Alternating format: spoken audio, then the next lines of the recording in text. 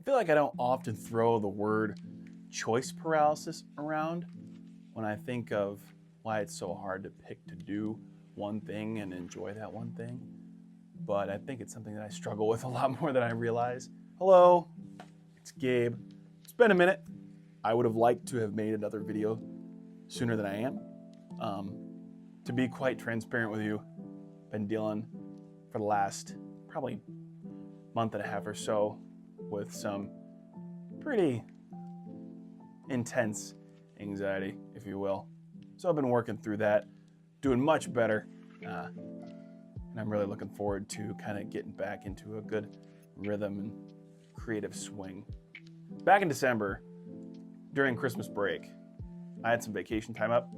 I stacked it all together, and my wife, who was a teacher, she also had some vacation time, and we had some of the coziest, most consistent gaming / media routines ever.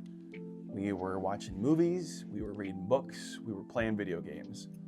It was so much fun, and that was the routine every day for probably like 8 to 9 days with the amount of time that we had off, considering we had like the Christmas Day, Christmas Eve, New Year's, etc.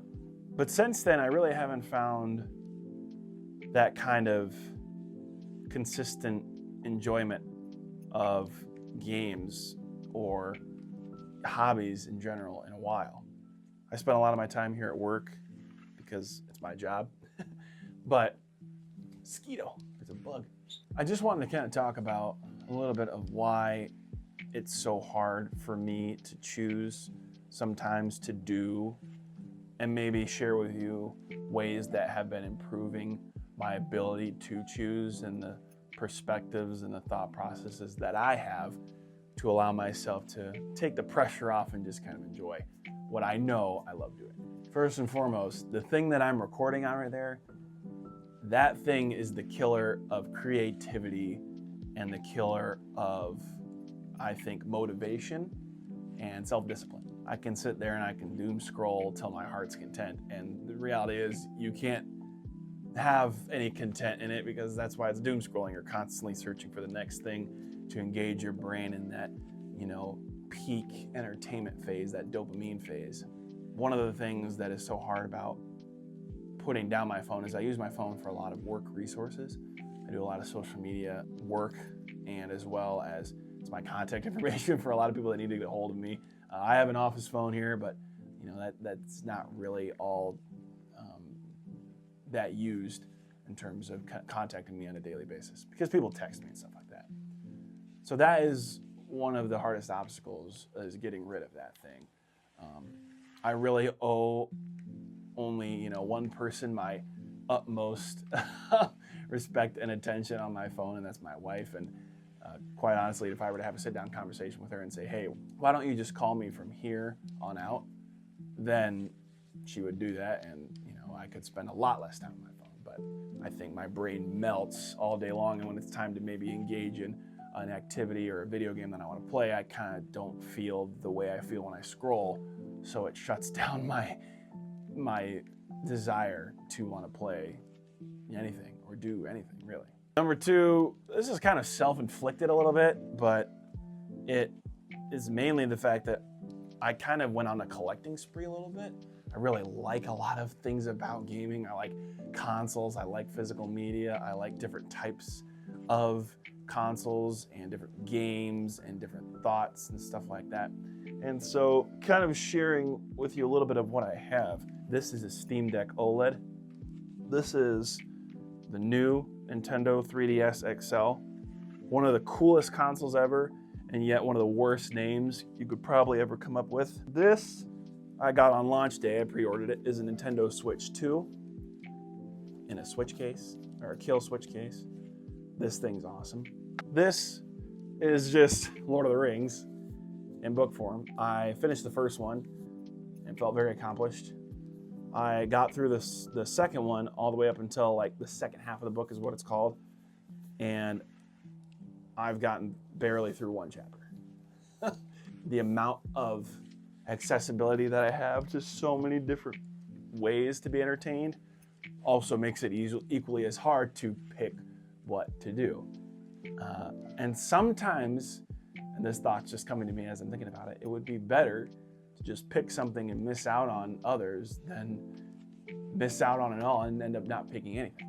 The third thing that actually prevents me from really sticking to and choosing something that invests in what I want to do, like a game or a book or a hobby, is watching other people talk about them. YouTube is one of my favorite ways to engage in my hobbies and hear people talk about them, hear people's experiences about them on YouTube with their lifestyle and how video games integrated into their everyday lives. Because as you know, video games woven into life and not making it a primary source of life is, I think, the best way to have video games. But I almost love watching people's lives. I mean, you get that. You love watching people's thoughts, perspectives, and sometimes those thoughts become the loudest ones in your own head, and you're thinking, well, rather than play this game and think on my own, I'm just gonna let someone else do it. I think that also it ties into my final point, which is just straight up laziness. I mean, I am a lazy person, unfortunately. My job requires me to be on my computer and be in this chair, and then the second half of the day, I talk into a microphone. I work as a radio DJ. So sometimes the lazy patterns carry over into my hobbies, which I don't really like that. I wish they would not. And I wish I would be able to conquer and overcome those lazy mindsets easier. And for some of you, that may be easier. But for me, right now in this stage of life, it's not all that easy. But that's where I kind of want to find a solution. So finding a solution to realize that even if I don't have the best time, it can still be a good time. And look at the positives and look at the perspectives and try to change how I choose and view my hobbies as an option of good in life rather than just something to keep me busy. So here are some things that I am starting to eliminate at this time as we speak, as recording of this video. Number one, I really only check my phone if my wife is talking to me, especially here at work, or if I need to do some social media work specifically for my job. That's the only time I pick up my phone. Recently, I've been really starting to just read more, even getting up and talking to the few coworkers that I have in this building. None of them are my age, so that kind of makes it a little bit difficult as well. We're in totally different areas of life, but talking and kind of wondering about their lifestyle, but getting up and speaking to them face to face. Something else that I'm really trying to remember when I pick up and play is, even if it's not the best session, or even if it's a meh session, at least I still get to play. At least I still found the time to do so. I'm married. I've been married for 1.5 years. My wife fully supports me in all that I do and all the hobbies that I enjoy and take in. And video games get a very bad rep. I grew up with 5 sisters and a mom who, don't like video games. That's going to be another story. I want to make a video about how my video game story, if you will, and how they've, evolved in my lifetime, because I think that'd be kind of a fun video to do. But the perspective of the fact that we want children, we want a family, and we don't really want it yet, but we would like it eventually. But kids are no joke. Kids will definitely take away from the time that I think I don't already have. So learning to play now and learning to value those half-hour sessions, because a child at a newborn, and that is going to be a complete time consumer, and it will not be a burden. That will definitely be a blessing, but in all reality, it'll take a lot of time. So making sure that I cherish the time and don't swindle it away, and realize that one day there's going to be, I think, a time where I'm going to have legitimately zero time, except for maybe 20 minutes here and there. So that's pretty much it. Limiting my time on my phone, understanding that not every session has to be a great one, and valuing the time that I have as a 24, almost 25-year-old young man, knowing that that time will slowly get less and less and less. And not being scared of it, but being okay with it and just kind of adjusting and pivoting to it. Because on the flip side, after you have kids and after you retire, there's going to be a lot of time to do a lot of things, Lord willing, then as well. So I really hope you enjoyed this video. I don't know if it was insightful or not, or if you can relate to it.